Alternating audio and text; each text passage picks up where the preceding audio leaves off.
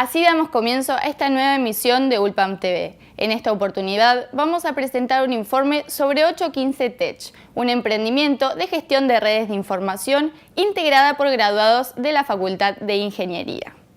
Además, vamos a conocer la publicación Curso de Rankel, que fue recientemente presentada en la Universidad Nacional de La Pampa. El colegio secundario de la universidad está cumpliendo 30 años y para hablar de este tema vamos a estar con su rectora, Adriana Garallo.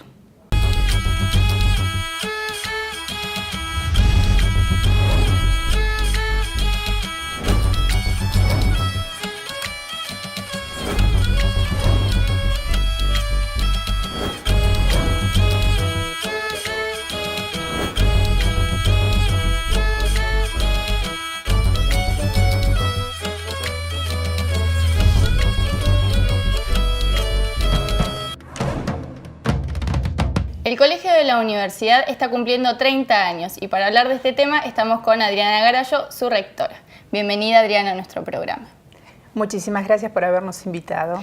Adriana, ¿qué actividades tienen organizadas para festejar estos 30 años? Bueno, nosotros estamos transcurriendo este año celebrando 30 años de la creación del colegio de la universidad, que fue en marzo de 1983. En realidad, festejos centrales pensamos que no eran oportunos, sino que hemos desarrollado y se siguen desarrollando en los meses que quedan de este año una serie de actividades destinadas a alumnos, a docentes, a la comunidad en general y que favorecen desarrollo de actividades académicas o actividades de encuentro para recrear distintos momentos de la vida del colegio.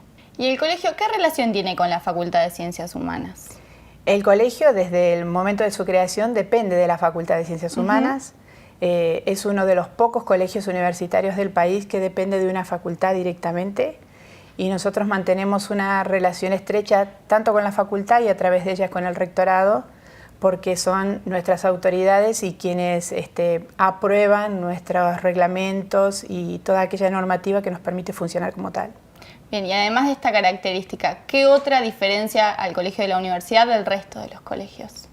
El colegio de la universidad, de sus orígenes, se plantea como una escuela que permita particularmente convertirse en un centro de aplicación de los profesorados de las facultades de Ciencias Exactas y Naturales y de las facultades de Ciencias Humanas.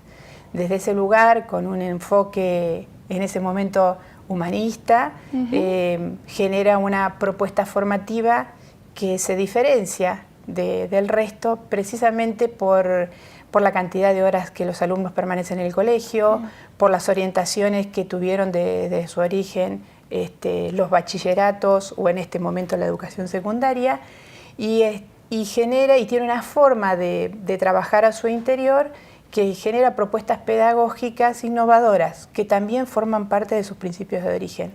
Y recién mencionadas las orientaciones. En la actualidad, ¿qué orientaciones tiene el colegio? Nosotros en estos últimos 2 años hemos estado trabajando en adecuar nuestro diseño curricular a lo planteado por la Ley de Educación Nacional, la número 26.206, donde la educación secundaria asume orientaciones. Nosotros hemos respetado las orientaciones que la escuela trae históricamente, que son orientaciones en ciencias sociales y humanidades, en ciencias naturales y en comunicación. Y haciendo un poco de historia, ¿cuál es el contexto de surgimiento de la escuela? Ya nombraste el año, pero el contexto histórico.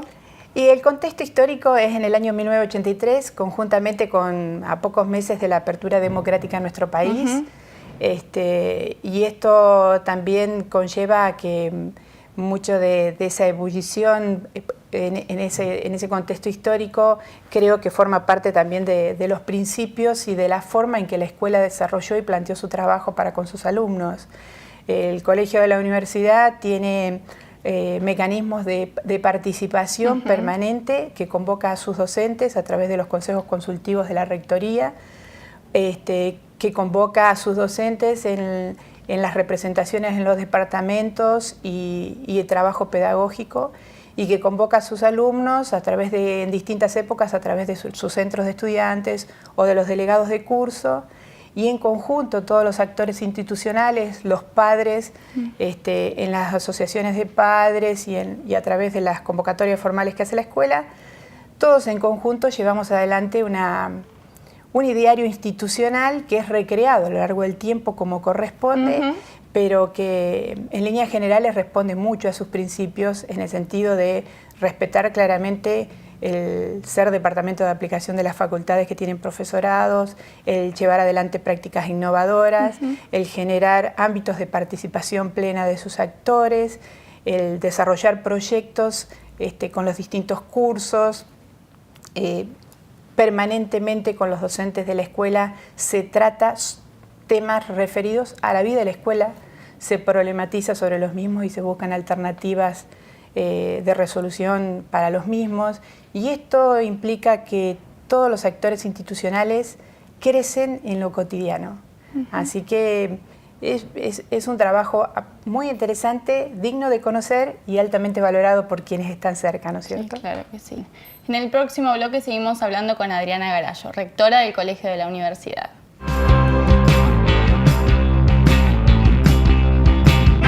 La lengua y la cultura ranquel han sufrido un proceso de desgaste que casi la lleva a su extinción.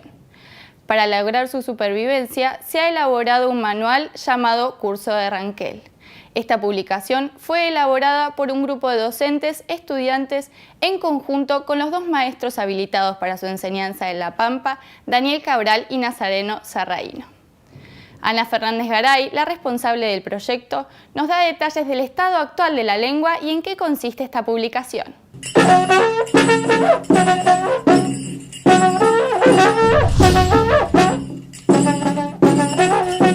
La situación de la lengua fue empeorando en la medida en que se fueron muriendo los más viejitos, que eran los que mantenían la lengua y podían comunicarse, interactuar en ranquel. Murieron, bueno, doña Juana Cabral, que fue muy importante, su marido don Ambrosio Cabral, bueno, es decir, Veneranda Cabral, Enrique Cabral, la gente que hablaba y era más fluida, ¿no? Y hacia los años 90 y pico, 94, con el cambio de la Constitución, con la reforma constitucional, se incluye el derecho de los pueblos indígenas a ser alfabetizados en su propia lengua. El caso del ranquel es un caso atípico porque no es una lengua que se hable hoy día. Es decir, los niños que llegan a la escuela hablando el español. No es que lleguen hablando la lengua indígena como pasa en el norte con el wichí, con el toba. Entonces, ¿qué es lo que pedía el pueblo ranquel? El pueblo ranquel lo que pide es la enseñanza del ranquel como lengua segunda. Es decir, que se incluya dentro del currículum escolar la posibilidad de que los niños puedan aprender la lengua ranquel, ¿no?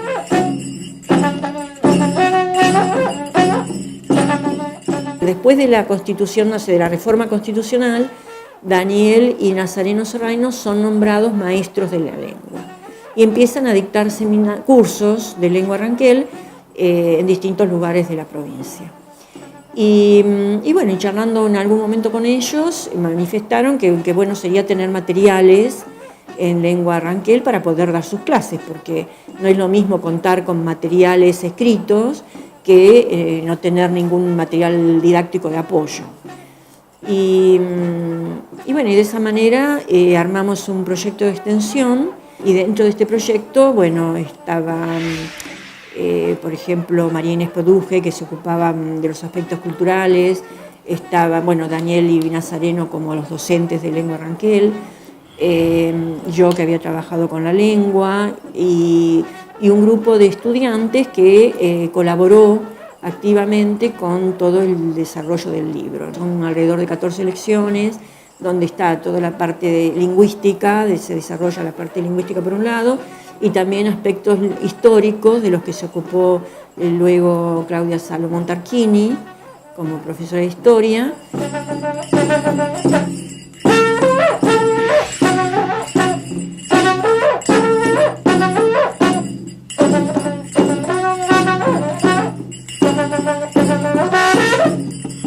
Este manual, además, tiene ilustraciones realizadas por los propios niños de la comunidad ranquel. En el próximo bloque seguimos hablando sobre este tema.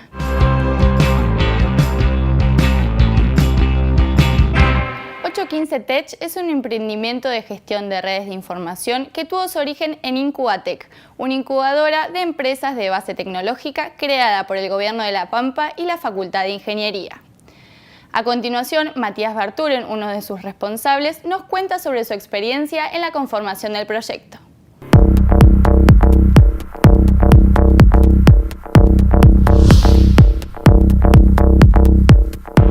Con mi socio, con mi compañero, nosotros trabajábamos en un proveedor de internet. Estábamos en lo que era la parte de soporte de nodos, de servidores, de la red y demás. Nosotros descubrimos que había una necesidad, había un nicho que eran proveedores de internet chicos, o sea, proveedores de internet tipo una cooperativa, un municipio o algún privado que podría abarcar una ciudad, 2 o 3, y que era todo un segmento que estaba desatendido. Entonces, bueno, con mi compañero trabajamos ahí, trabajamos en la misma oficina todo el día, los dos juntos, vivíamos a media cuadra, así que íbamos caminando, hablando sobre lo que se podía hacer, volvíamos caminando, hablando sobre lo que se podía hacer, y estuvimos varios meses, 3 o 4 meses, masticando la idea y pensando sobre las cosas que queríamos hacer, cómo las queríamos hacer, qué tipo de empresa queríamos crear, cómo íbamos a atender a la gente, pensando en las cosas que nosotros vivíamos en el día a día y sabiendo que había un montón de cosas que se podían hacer mejor, había un montón de tecnologías nuevas que se podían aprovechar, un montón de cosas que no necesariamente tenían que ser tan difíciles.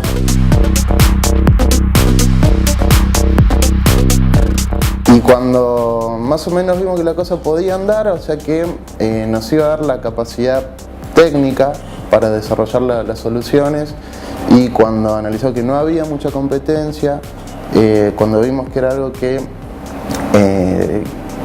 la gente estaba dispuesta a comprar, que eran soluciones o que eran problemas que les interesaba tener solucionados, cuando vimos que la cosa en verdad tenía potencial, tomamos coraje, vinimos acá a la incubadora, tuvimos una entrevista con el gerente,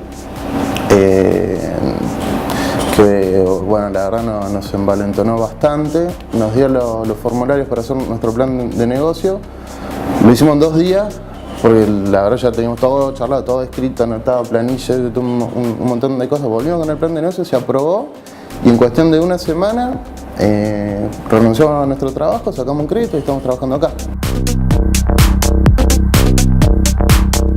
Acá en Incubatec nos dieron el lugar físico, o sea, nos dieron un box para que trabajemos, nos dieron escritorios, computadoras, acceso a internet, nos dieron todas las instalaciones, que eso la verdad fue una ayuda bastante grande.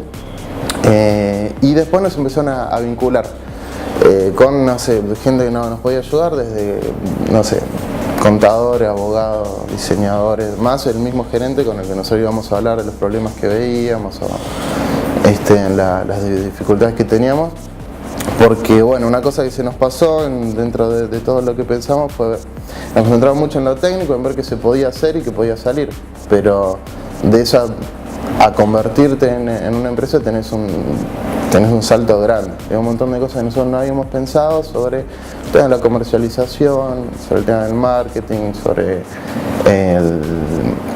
cómo incorporarnos, cómo resolver el tema de la facturación y demás.